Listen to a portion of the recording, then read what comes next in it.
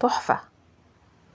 بصوا رائع، مع كوباية شاي بلبن كده بقى، ويلا بالهنا والشفا. لو عجبكم الفيديو متنسوش لايك وشير واشتراك في القناة. معايا كوباية لبن 300 ملي، ومعايا كمان كوباية مية 300 ملي، ومعايا باكو خميرة فورية، ومعايا تلت كوباية سكر. وهنقلب كل دون على بعضه ونغطيه كده ونسيبه قد 10 دقايق ربع ساعة في مكان دافي. بصوا بقى هيبقى شكله عامل ازاي اهو. بصوا بقى ده شغل الخميرة بقى، اعرفي كده ان الخميرة بتاعتك مظبوطة 1000%.